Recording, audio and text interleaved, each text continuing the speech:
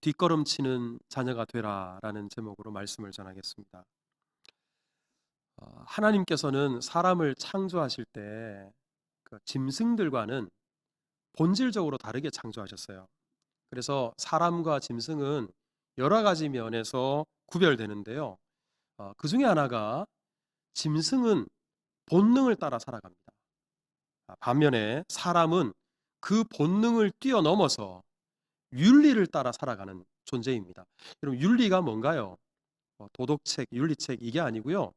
옳고 그름의 가치를 따라 살아가는 것을 윤리라고 하죠. 그런데 인간이 지켜야 될 윤리 중에서도 가장 위에, 가장 첫 번째 나오는 윤리가 뭔지 아십니까? 바로 효도하는 거예요. 부모님을 공경하는 겁니다. 우리 10계명을 크게 둘로 나눌 수 있는데 1계명부터 4계명까지는 신앙의 영역입니다. 하나님을 어떻게 섬길 것인가, 신앙생활 어떻게 할 것인가. 그런데 5계명부터 10계명까지는 윤리의 영역이에요. 그런데 그 윤리의 영역 중에 첫 번째가 되는 제5계명이 뭔가? 내 부모를 공경하라. 그 다음 계명이 살인하지 말라거든요. 여러분, 윤리 중에서도 사람을 죽이는 것, 살인하는 것, 이거 얼마나 끔찍하고 무서운 덕목입니까? 그런데 하나님께서 보실 때는 살인하지 말라라는 가르침보다도 내 부모를 공경하라, 이게 더 중요한 거예요. 더 앞세워야 된 인간됨의 가장 중요한 가치다라고 가르치셨던 것입니다. 여러분, 사람이나 짐승이나 어미가 자식을 위하는 모성애는 모든 짐승들에게 있습니다.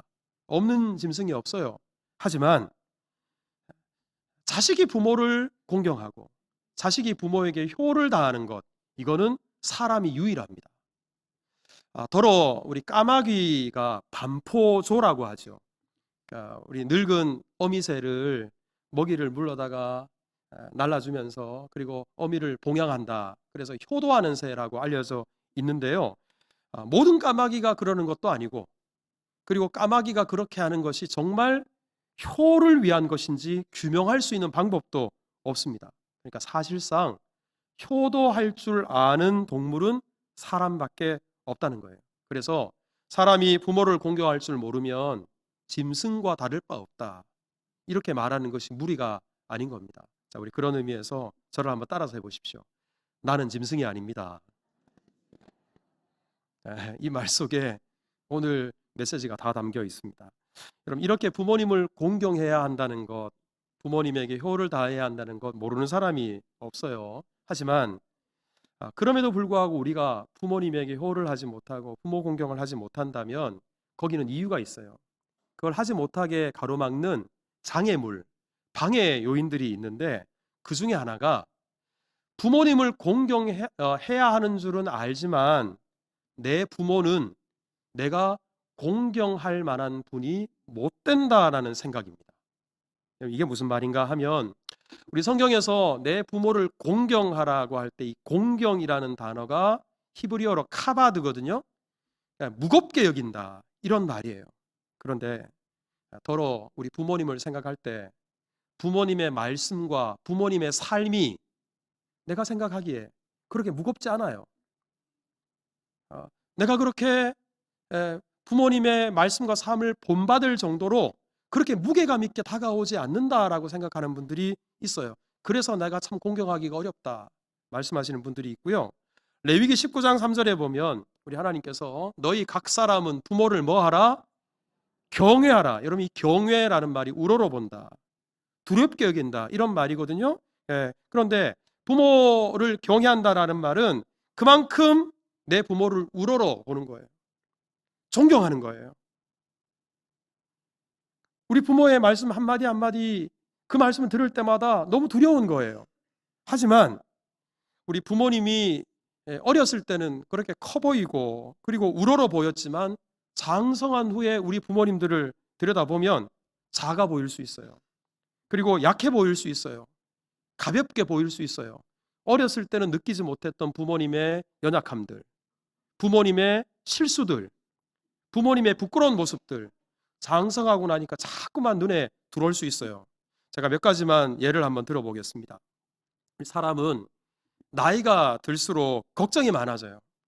그래서 우리 부모님들이 자꾸 늘어나는 게 주름살뿐만 아니라 잔소리가 늘어나요. 그러니까 참 좋은 마음으로 부모님을 찾아뵙지만 잔소리 듣기 싫어서 부모님에게 전화하는 것도 자꾸 꺼리게 되고 부모님 찾아가는 것도 점점점 소원해집니다. 또 나이가 들수록 기억력이 자꾸 감퇴해요.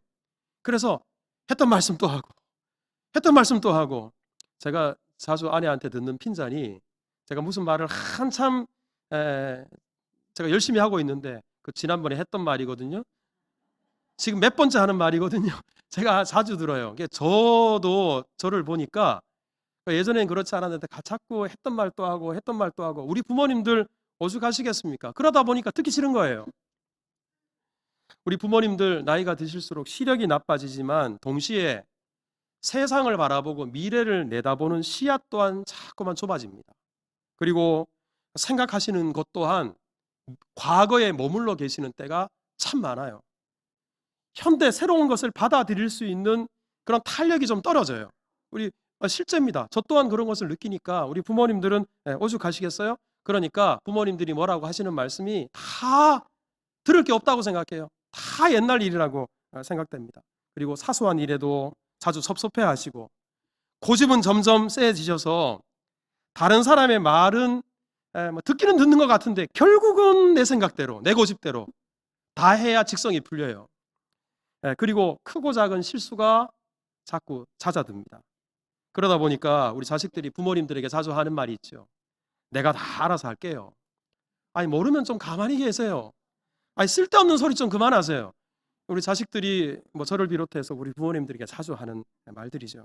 그러니까 이런 것들 외에도 우리 어떤 자녀들의 경우에는 부모님에게 받은 상처가 아직도 지워지지 않고 그대로 고스란히 남아있는 경우도 있고요. 그리고 남들에게는 당연한 부모로부터 받는 사랑, 그 사랑조차도 받지 못하고 자랐다. 이런 안 좋은 기억들을 갖고 있는 우리 자녀분들도 얼마든지 있을 수 있어요. 그럼 이 모든 것을 우리는 부모의 연약함이다, 그렇게 할 수 있을 겁니다. 그런데 성경은 우리에게 질문합니다. 그럼에도 불구하고 이런 연약함에도 불구하고 부모님을 공경할 수 있는가? 그럼에도 불구하고 부모님을 공경해야 하는가? 우리 어버이 주일에 내 부모를 공경하라, 우리 이 말씀을 앞에 펼쳐놓고 우리가 이 질문에 답할 수 있어야 됩니다.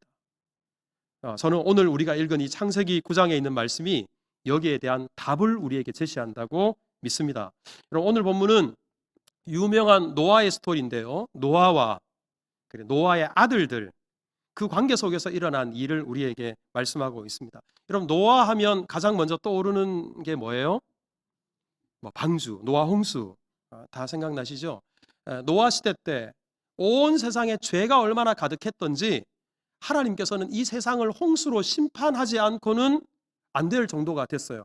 그럼에도 불구하고 노아는 어떤 사람이었냐 그러면 세상 사람들과는 달리 의인이었고요, 하나님과 동행하는 사람이었고요, 하나님 말씀에 순종하는 사람이었어요. 얼마나 하나님께 순종하고 믿음이 좋았던지 하나님께서 노아에게, 노아야, 저 산 꼭대기에다가 배를 지어라. 아니, 강가도 아니고 바닷가도 아니고 산 꼭대기에다가, 그것도 120년 동안 하나님의 말씀이라면 아멘 하겠습니다, 이 마음을 따라 배를 지었어요. 여러분, 이게 보통 믿음이 아니에요. 그런데 홍수가 다 끝났어요. 방주 밖으로 나왔어요. 어떤 일이 있었나? 노아가 포도나무를 심어서 포도농사를 지어 가지고 열매를 수확해서 포도주를 만들었거든요. 21절을 한번 보십시오. 그 포도주를 마시고 취해서 자기 장막 안에서 벌거벗어서 누워 있었습니다.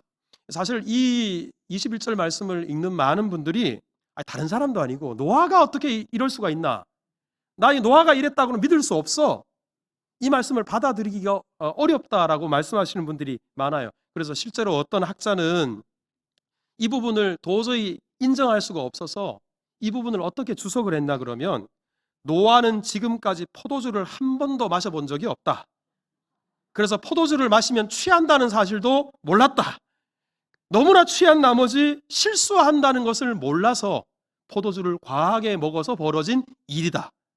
여러분들 어떻게 생각하십니까? 하지만 저는 이런 의견에 반대합니다. 저는 이것이 분명히 노아의 실수고 노아의 부끄러운 행동이라고 저는 생각해요. 20절을 보시면, 자, 우리 20절에 이렇게 말해요. 노아가 농사를 시작해서 포도나무를 뭐 했어요? 심었어요. 이미 주변에 나 있는 포도를 가꾼 게 아니고요, 의도를 가지고 무슨 나무인지 알고 농사를 위해서 포도나무를 심었어요. 그 나무에 어떤 열매가 열리는지, 그리고 그 열매로 무엇을 할 수 있는지를 노아는 다 알았어요. 그런데 포도나무를 심는 게 무슨 잘못이겠습니까? 이게 무슨 문제겠어요? 문제가 있다면 자기 자신을 통제할 수 없을 정도로 많이 마셔서 취하고, 그것 때문에 자식들에게 부끄러운 모습을 보인 것, 이게 잘못이라면 잘못이겠죠. 그러면 노아가 왜 이런 실수를 하게 된 것일까? 저는 한 몇 가지 이유가 있다고 생각하는데, 우리 먼저는 우리 홍수 이전에도 그렇고 홍수 이후에도 그렇고 노아는 늘 긴장 상태에서 살았어요. 여러분 한번 생각해 보세요. 하나님께서 노아에게, 노아야, 내가 이 세상을 물로 다 쓸어버릴 거야, 심판할 거야. 여러분 이 말씀을 듣고 배를 짓고 있을 때 그 하루하루 노아가 얼마나 긴장하며 살았겠어요. 홍수가 다 끝난 이후에도 노아 가족 이외에 모든 인류가 다 죽었어요. 모든 생물이 다 죽어버렸어요. 그리고 이 황폐화된 세상에 방주 밖으로 나와서 할 일이 얼마나 많았겠어요. 혹시라도 하늘에 구름이 끼면 또 그런 홍수가 반복되지는 않을까, 얼마나 불안하고 얼마나 두려웠겠어요. 하지만 이제 시간이 제법 흘렀어요. 우리 자기 자식들이 자식을 낳아서 손주도 보게 되었습니다. 자기 자식들도 자리를 잡게 되고, 이제 농사도 잘 되고, 홍수에 대한 두려움과 공포도 하늘에 떠 있는 무지개를 보면서 조금씩 잊혀져 가고 있었습니다. 이렇게 세월이 흘러 나이가 들면서 모든 것이 좀 자리를 잡고 안정을 찾게 되자 노아에게도 자연스럽게 늘 긴장 가운데 살아오다가 이제 긴장이 풀어진 것이 아니었을까? 이 풀어진 긴장 때문에 이 포도주에 취해서 자식들에게 실수하고 부끄러운 모습을 보인 것이 아니었을까? 저는 그렇게 생각해요. 그리고 무엇보다 중요한 이유는 성경은 분명히 말씀합니다. 자, 저를 한번 따라서 해보세요. 의인은 없나니 하나도 없으며. 여러분, 노아가 제 아무리 위대한 믿음의 사람이라 할지라도 노아 역시 죄악의 뿌리를 갖고 있어요. 죄악된 본성을 가지고 살아가는 죄인일 뿐입니다. 그러니까 얼마든지 실수할 수 있고요, 얼마든지 넘어질 수 있고, 얼마든지 허물이 있을 수 있습니다. 이것은 노아뿐만 아니라 믿음의 조상이라는 아브라함도 마찬가지고요, 모세도 마찬가지였고요, 그리고 다윗 왕도 마찬가지였어요. 하물며 우리 어머니, 아버지, 우리 부모님일까? 우리 부모님들도 연약하셔서 이제 노년이 되셔서 다 이루어 놓으셨어요. 긴장이 풀리셨어요. 얼마든지 허물이 있을 수 있고, 얼마든지 잘못할 수 있고, 실수할 수 있어요. 그리고 우리 부모님들도 완전한 사람이 아니에요. 우리가 어렸을 때는 슈퍼맨처럼 보이고 우리 부모님에게서 모든 것이 나온다고 우러러봤지만, 하지만 어머님도 힘든 일이 있을 때마다 남몰래 눈물을 훔치고, 그리고 고통과 힘든 세월을 살아올 수밖에 없었던 연약한 존재에 불과합니다. 하나님께서 우리에게 내 부모를 공경하라 하셨을 때는 우리의 부모가 완전하기 때문에 공경하라라고 말씀하신 것이 아닙니다. 내 부모니까, 너를 낳아준 아빠요 엄마니까 존경해라, 공경해라, 그렇게 말씀한 거예요. 잠언 23장 22절에 보면 너를 낳은 아비에게 청종해라, 25절에도 보면 너를 낳은 어미에게 순종해라, 그렇게 말씀해요. 내 부모니까 순종하는 것이 하나님의 뜻이다, 이렇게 말씀합니다. 자, 그런데 오늘 본문은 단순히 노아가 어떤 잘못을 저질렀나, 어떤 실수를 했나, 이것만을 말씀하기 위해 기록된 성경이 아니에요. 우리 오늘 본문은 이 노아의 연약함, 노아의 실수를 자식들이 보게 되거든요. 이 실수를 지켜본 자식들이 그 아버지를 어떻게 대했나, 이걸 우리에게 일깨워주는 말씀입니다. 자, 우리 아버지의 이 부끄러운 모습, 아버지가 실수한 모습을 가장 먼저 어떤 아들이 봤나? 자, 우리 22절을 한번 볼까요? 같이 한번 읽겠습니다. 시작. 가나안의 아버지 함이 그의 아버지의 하체를 보고 밖으로 나가서 그의 두 형제에게 알림해. 여기서 함은 노아의 막내 아들입니다. 노아에게 세 아들이 있었죠. 우리 막내 아들이었던 함이 이것을 봅니다. 그런데 여러분, 이 구절에서 우리가 주목해야 될 단어가 두 가지가 있어요. 하나는 보고라는 단어고요, 하나는 알림에라는 단어예요. 여러분, 여기서 이 보고에 해당하는 히브리어 라하라는 말은 우연히 그냥 스쳐 지나가면서 찰나의 순간에 보았다, 이런 의미가 아니에요. 관심을 가지고 자세히 관찰하거나 감상했다, 이럴 때 쓰여지는 단어입니다. 그러니까 우리 함은 우연히 아버지가 누워 계시는 장막 속에 들어갔을지 모르겠어요. 그런데 그 모습을 보고 놀라서 후다닥 밖으로 뛰어나온 것이 아니라 마치 아버지의 그 부끄러운 모습, 실수하는 모습을 구경거리처럼 자세히 살펴보고, 그리고는 알림에, 여러분, 이 알렸다라는 말도 아버지의 실수를 걱정하고 염려하는 게 아니고요, 가십거리처럼 이리저리 다니면서 사람들에게 떠벌리고 다니는 것, 이걸 뜻하는 단어예요. 자기 다른 형제들에게 가서 나 아버지 이거 봤어, 못 봤지? 얼른 가봐. 아버지의 부끄러움을 이 사람 저 사람들에게 떠벌리고 다니는 그런 짓을 함이 했다라는 겁니다. 근데 여러분, 기억해야 될 것은 노아가 술에 취해 벌거벗고 부끄러운 모습을 자식들에게 보인 것, 분명한 실수예요. 그리고 분명한 잘못이에요. 하지만 그런 아버지일지라도 아버지를 존중하지 않고 그것을 떠벌리고 다닌 함의 행동은 훨씬 더 큰 죄요, 잘못이다. 우리 성경은 그렇게 다루고 있습니다. 자, 우리 함이 다른 두 아들에게, 형제에게 이 이야기를 전해주니까 셈과 함이 이 이야기를 듣고 나서 어떻게 행했나? 자, 우리 23절을 한번 볼까요? 같이 한번 읽습니다. 시작. 셈과 야벳이 자기들의 어깨에 메고 뒷걸음쳐 들어가서 그들의 아버지의 하체를 덮었으며 그들이 얼굴을 돌이키고 그들의 아버지의 하체를 보지 아니하였더라. 여러분, 이 구절에서도 셈과 야벳이 한 행동, 특별히 두 가지 단어를 주목해야 되는데, 하나는 어깨에 메었다, 그리고 또 한 가지는 덮었다라는 단어인데요, 여기서 어깨에 맨다라는 것, 성경에서 어깨에 맨다라는 것은 섬김을 의미합니다. 헌신하는 것을 의미해요. 그래서 우리 하나님께서도 하나님의 언약궤, 법궤를 옮길 때 반드시 어떻게 옮기라고요? 어깨에다 메고. 하나님의 법궤를 우리 다윗 시대에 소가 끄는 수레에다가 올려서 옮기다가 하나님께서 심판하셨어요. 그러니까 그 귀한 것은 어깨에 메고 섬기면서 헌신하면서 옮겨야 된다라는 말인데, 아버지에게 덮어주려고 옷을 들고 들어가는데 어깨에다 메고 아버지를 향한 존경과 헌신의 마음을 가지고 어깨에 메고 들어간 거예요. 들어갈 때도 한번 따라서 해보세요. 뒷걸음쳐 들어가서, 제가 사는 아파트 바로 옆에 경사가 이렇게 진 한 200m 되는 길이 있거든요. 새벽 기도 끝나고 제가 들어가면 거기에 많은 분들이 나와서 뒤로 걸어요. 그 경사를 올라갔다가 내려오셨다가 올라갔다. 왜 그럴까요? 운동하려고. 뭐 뒷걸음으로 걸어 다니시는 것이 얼마나 운동 효과가 있는지는 잘 모르겠어요. 그런데 여기 셈과 야벳이 운동하려고 뒷걸음 쳤을까요? 왜 뒷걸음 쳤을까요? 안 보려고. 아버지의 부끄러운 모습들, 아버지의 실수들, 그 존경하는 아버지의 그 실수의 모습을 보게 되면 본대로 마음속에 각인이 돼요. 아버지를 볼 때마다 그 연약한 모습이 떠오르게 돼요. 그게 유익한 것이 아니니까 보지 않으려고 뒷걸음쳐 들어갔던 겁니다. 그리고는 어떻게 하냐? 자, 저를 한번 따라서 합시다. 덮었으면. 여러분, 여기서 덮었다는 것은 가려주는 겁니다. 그럼 셈과 함이 왜 옷을 가지고 뒷걸음쳐 들어가서 아버지의 부끄러운 모습을 가려주었을까? 이것은 아버지의 실수에도 불구하고 아버지를 존중했기 때문에, 아버지의 부끄러움에도 불구하고 아버지의 권위를 인정했기 때문에, 그리고 무엇보다도 자식으로서 아버지를 사랑했기 때문에 그렇게 할 수 있었습니다. 왜냐 그러면 베드로전서 4장 8절에 사랑은 허다한 죄를 뭐해요? 덮어요. 사랑은 허다한 죄를 덮기 때문에 그렇습니다.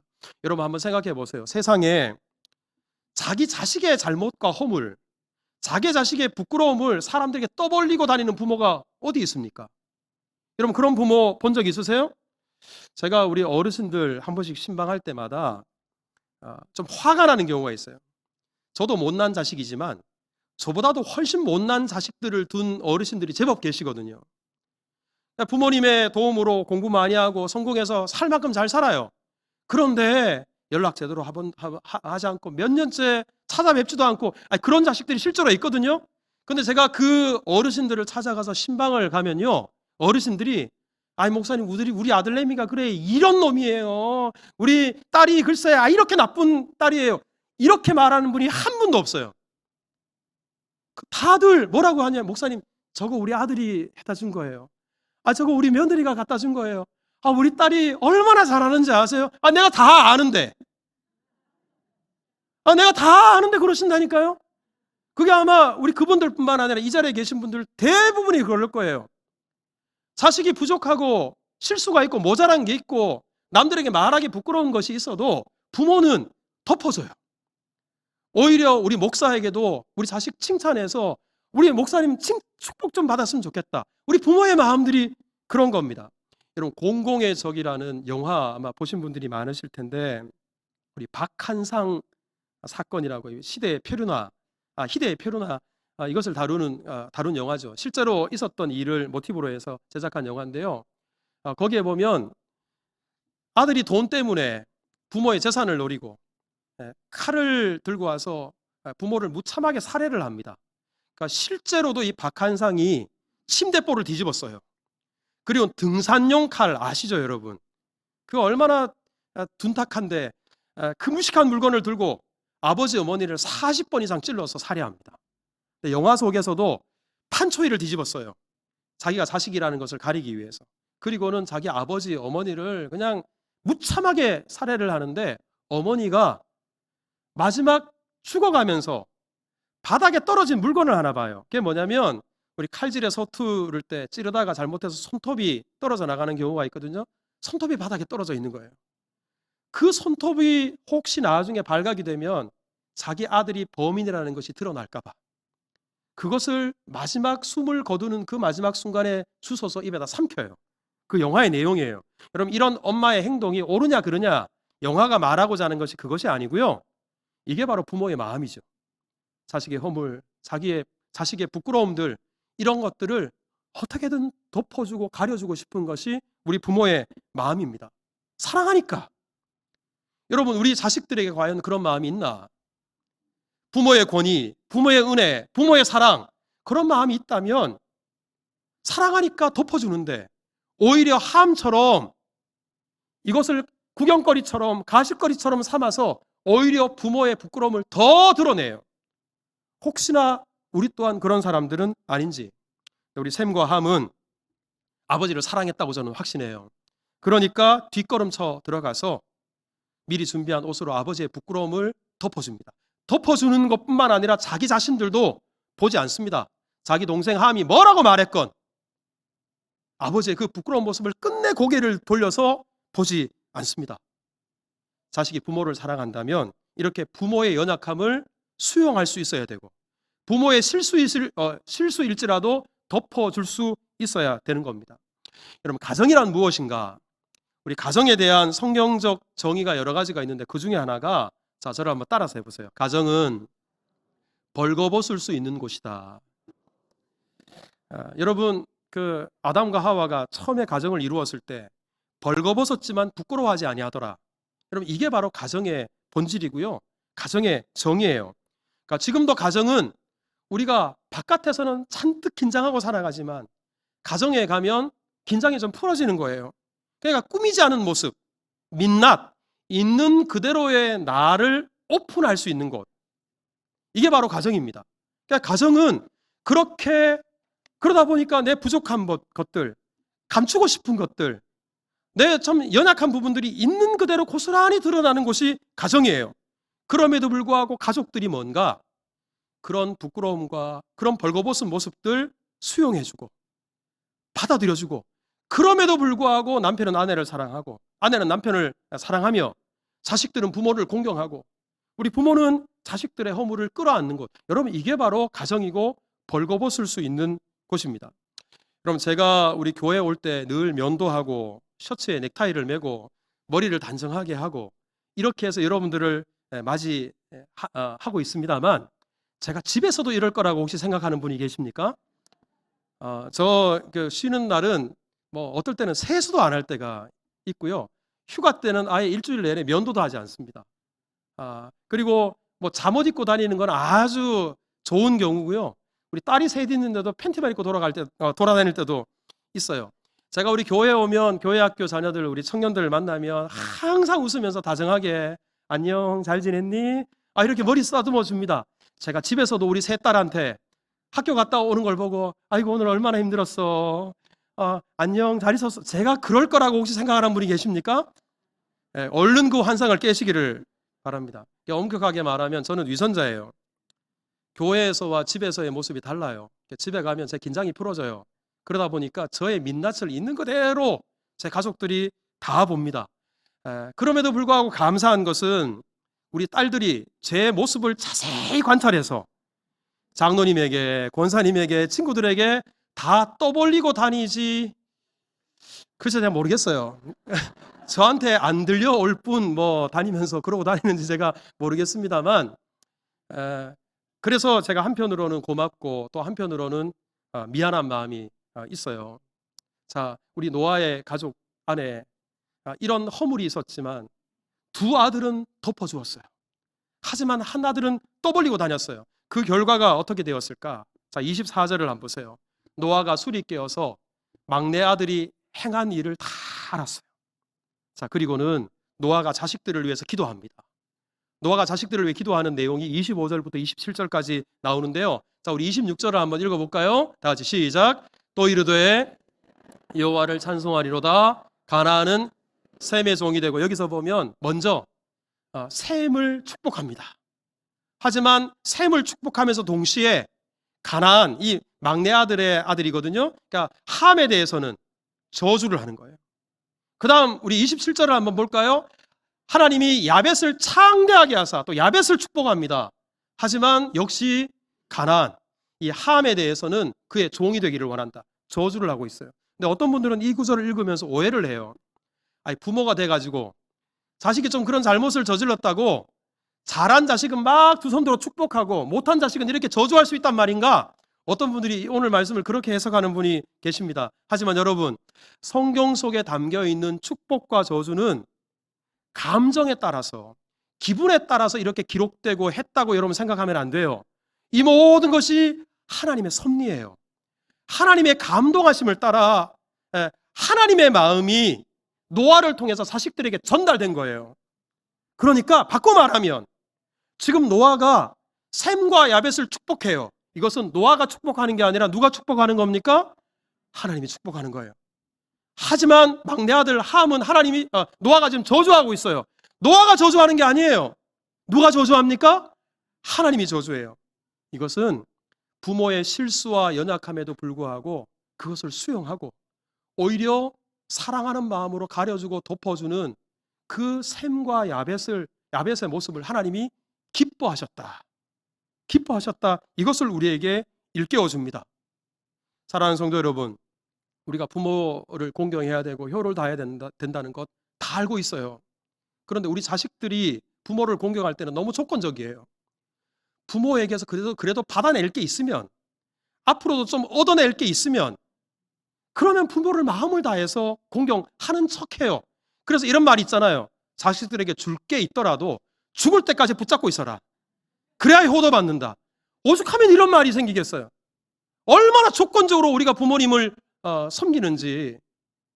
부모님에게 받을 것 없어도 이미 받을 사랑 받았잖아요. 그러면 부모님을 마음을 다해서 공경하는 것이, 그것이 하나님께서 기뻐하시는 일이에요.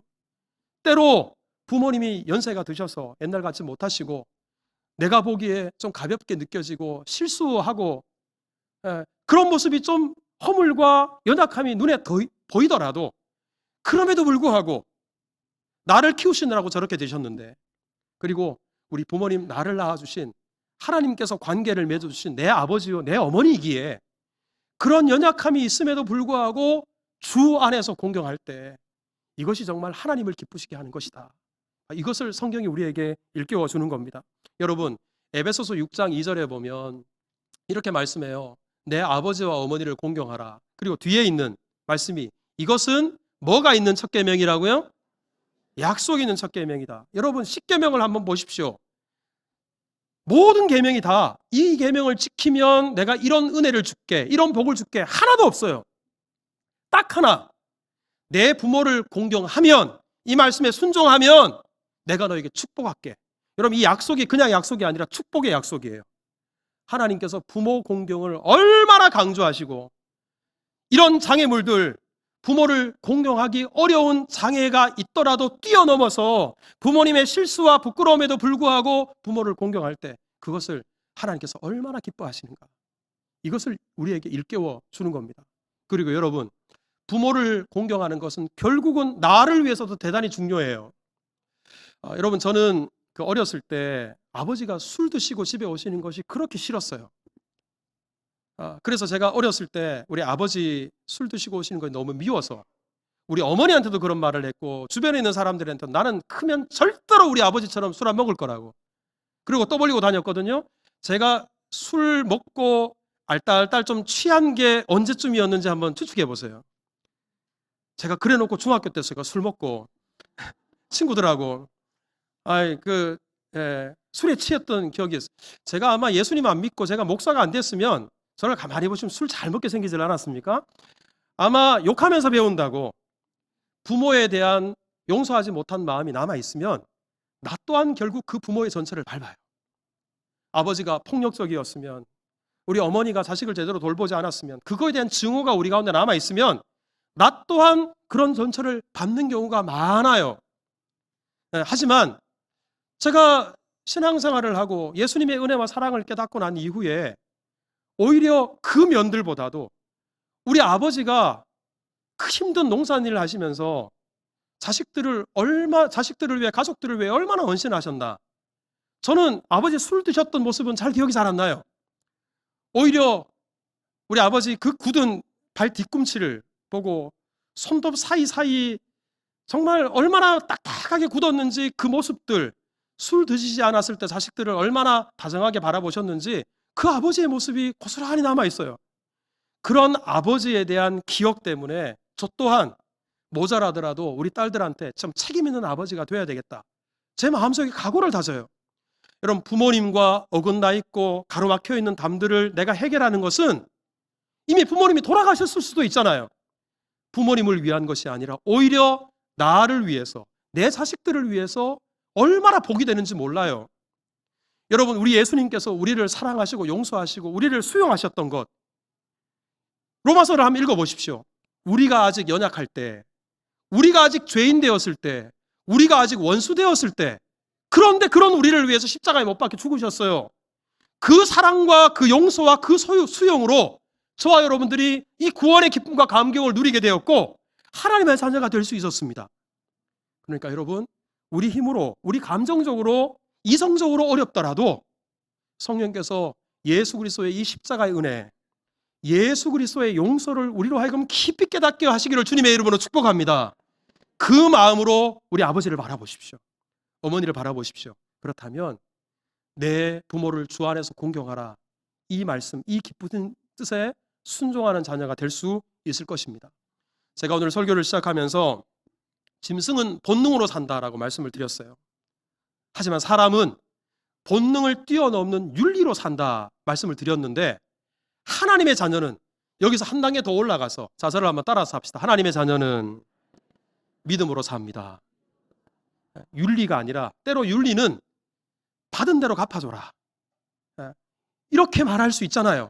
하지만 그 윤리를 뛰어넘는 믿음, 그 믿음이 뭐냐 그러면 부모의 실수에도 불구하고, 연약함에도 불구하고, 부끄러움에도 불구하고 주 안에서 순종해라. 믿음의 영역으로 우리 부모님을 받아들이고 화해하고, 그리고 그럼에도 불구하고 공경할 때 하나님을 기쁘시게 하고 하나님께서 주신 은혜를 나뿐만 아니라 우리 자식들이, 우리 손주들이 누리게 될 것입니다. 이런 은혜가 우리 가운데 있기를 축복합니다.